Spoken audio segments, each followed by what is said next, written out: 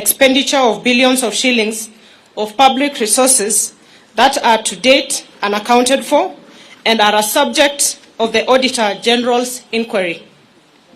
Little wonder, a recent survey has shown that 72% of Kenyans believe that the country is headed in the wrong direction.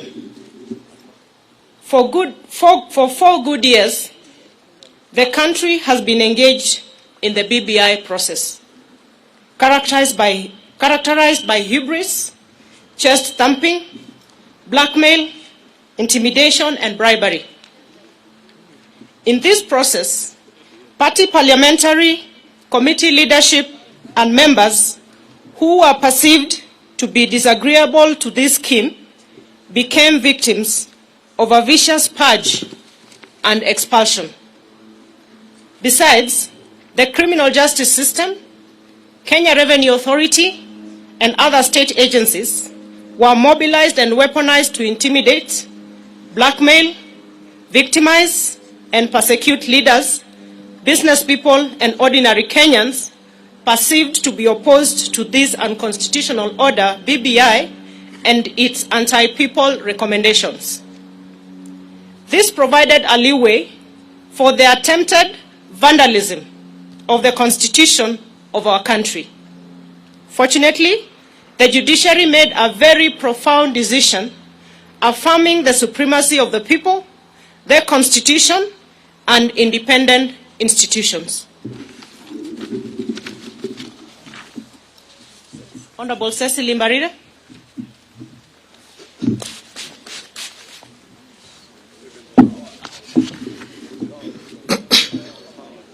Regrettably, the NASA coalition, its principals, and their Jubilee collaborators took the government hostage, hijacked its agenda, and, 1, completely destroyed the governing Jubilee party and dismembered the entire opposition coalition.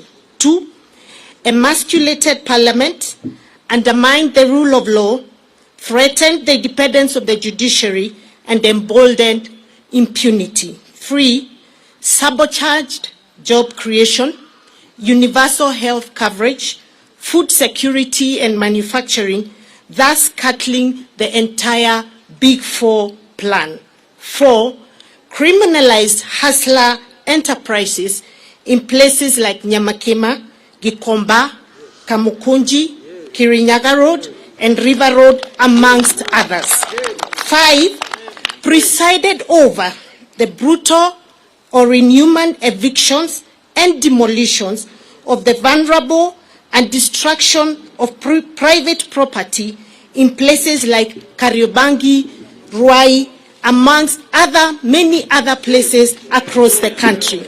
6, mismanaged the economy, leading to stockpiling of public debt to unprecedented levels that has occasioned the current economic crisis that our country is facing.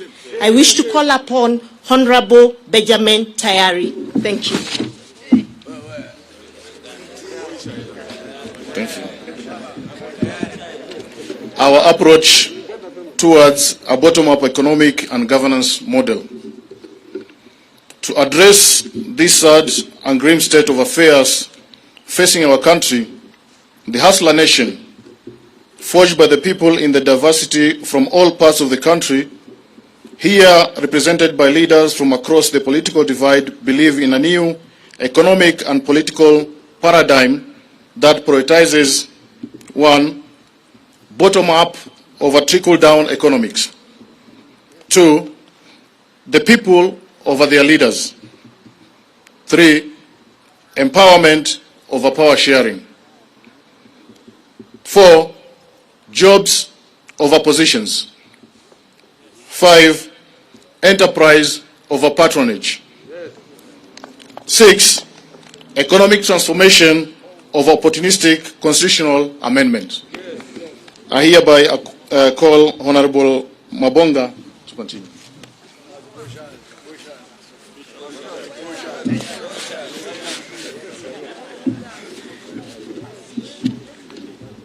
Focused on this new paradigm and through a bottom-up economic and governance model, it's possible to enable the over 15 million Kenyans at the bottom of the pyramid to be active and meaningful participants in the economy through deliberate, 1, public/private labor-intensive investment framework to create jobs. 2, financing instruments and mechanisms to spur, promote, and empower hustler enterprises such as Mama Mboka, hawkers, bodabodas, artisans, artists, among others. And then 3, facilitation and enhancement of productivity of farmers, pastoralists, fisher folk, and other actors within agriculture value chain. Number 4, implementation of manufacturing and industrial program that prioritizes cottage industries as a multiplier of national productivity. In the meantime, we will continue sponsoring and supporting people-centered legislation and policies that entrench the objectives of bottom-up economic and governance model. And we will also sensitize the public to remove what is in the heads of the majority. May I take this opportunity to invite the leader of majority, Hon Aden Duale, the man of all seasons.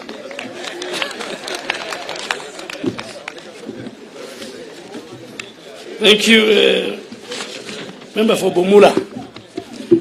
It is our considered view that to open up the economy, and this is on COVID-19 pandemic, as the PG, we have deliberated the matter, and we are saying it is our considered view that to open up the economy and to facilitate economic activity among our people, especially for the millions of hustlers, it is imperative on the part of government to proactively and decisively deal with the COVID-19 pandemic. Currently, our country in the world is focused on the speedy mass vaccination of its population. We expect the Ministry of Health to, without any further delay, to roll out the vaccination of Kenyans with immediate effect, as earlier communicated by government and more so by His Excellency the President. Through mass vaccination, we can save lives and progressively reopen our community, our economy, the way it has been done in many other countries. That is the end of our statement from the parliamentary group. We had 135 members of parliament from both houses. 15 have sent their apologies. We have 2 of our governors, the governor for Turkana, Governor Nanok, and the governor for Nandi, His Excellency Governor Sang. And I think you have heard what the PG has discussed. Any other question you want to ask, if it is not part of our statement, that means it was not an agenda and we will not discuss it. But I think, as the Deputy President has said, mine is to send a message to our competitors, because the election is about 1 year to come. They believe in constitutional reforms and constitutional change.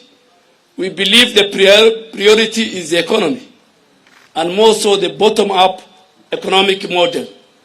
They believe in ganging up and forming tribal chieftain. We believe in a unified, unitary state, politics based on and space created for all Kenyans. They believe in sharing of positions, and that's why you see each one of them. They have no agenda, they have no manifesto, they have no economic model. Some are saying, my business is to deny William Ruto the presidency. That is the agenda of one of the leaders.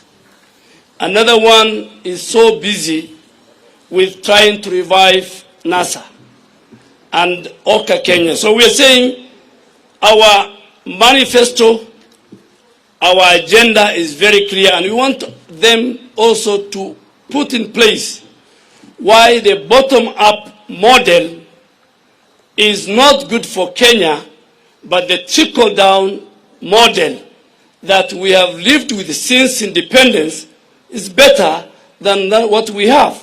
So that should be the discussion. That should be the narrative. So we want the people of Kenya to choose between us and them based on very informed social, economic, political models. That's it, I think. If you have one or two questions, then before we leave. Yes, from KTN. And it should be something on this statement. Thank you, and very good afternoon. Chris Taylor from KTN. Two questions. One, from your statement, you seem to be people who are not happy with the Jubilee Party that most of you members of Parliament were voted in. And to an extent of the juniors going ahead, even frustrating the second person in command in the country.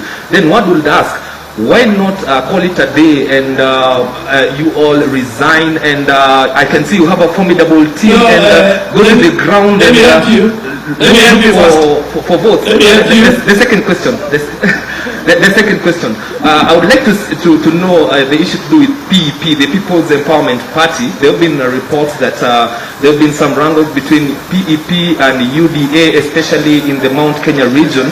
And that's the reason why the Gatundu South Member of Parliament, Moses Kuri, is not around. Maybe you can confirm that. I think the first one, let me tell you, the members sitting behind me are members of United Democratic Alliance.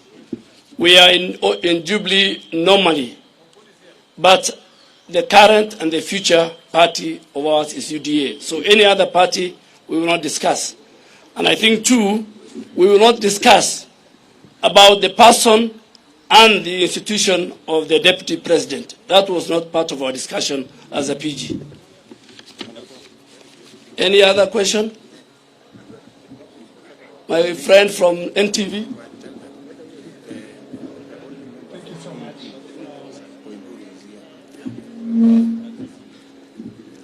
Thank you so much.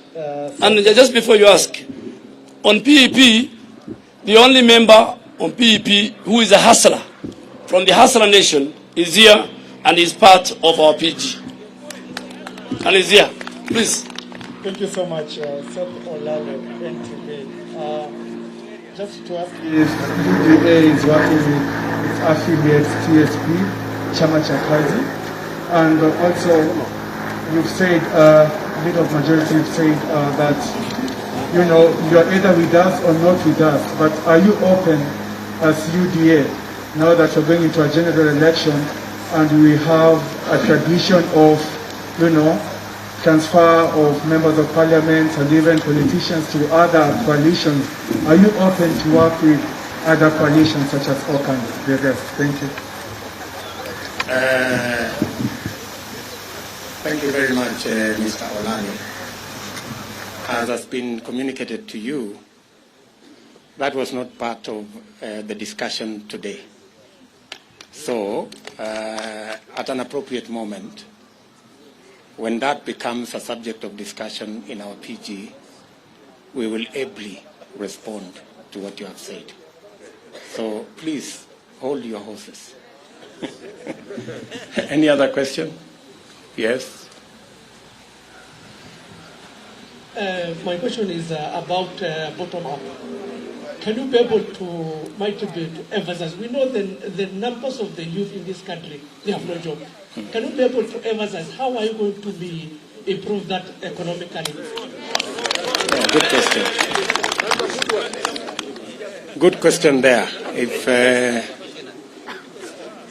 amongst the 15 million people at the bottom of the pyramid is about 4 million jobless Kenyans, it is our considered position that through policy change in investments, by investing not in capital-intensive infrastructural programs, rather investing in labor-intensive infrastructural programs, for example, housing,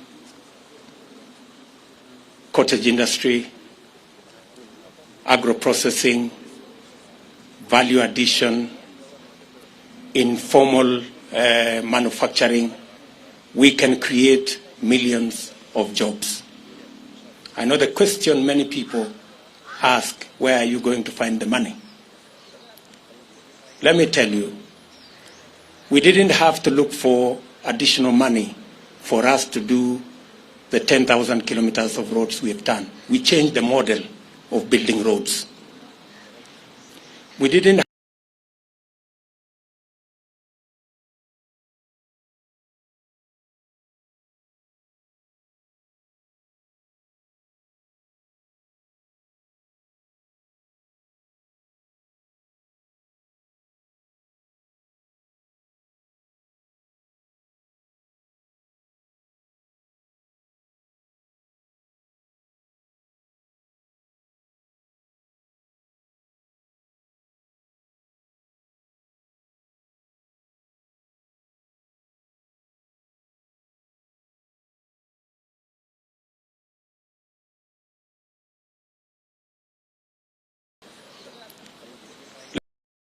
Let me tell you,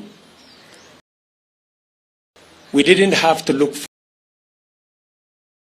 for additional money for us to do the 10,000 kilometers of roads we have done. We changed the model of building roads. We didn't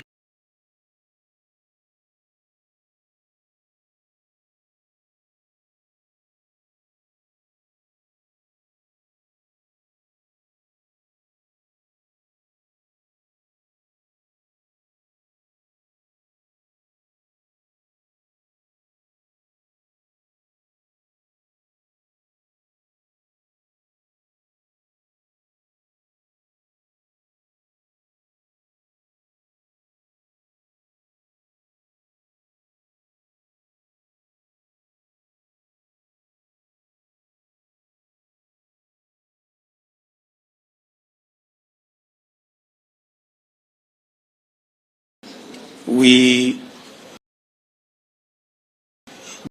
join parties by choice, and you live by choice. So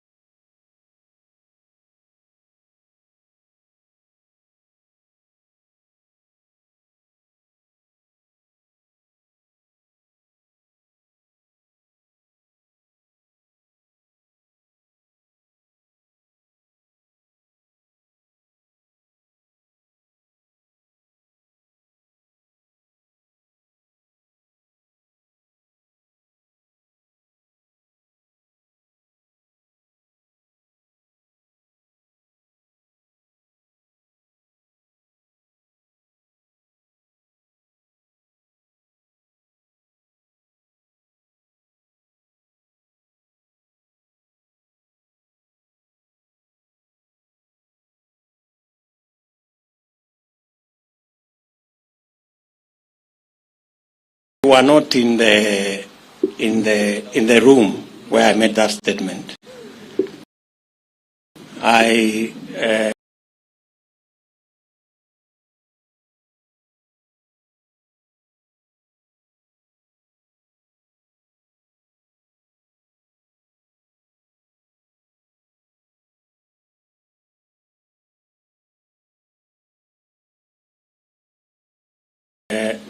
maybe I will recommend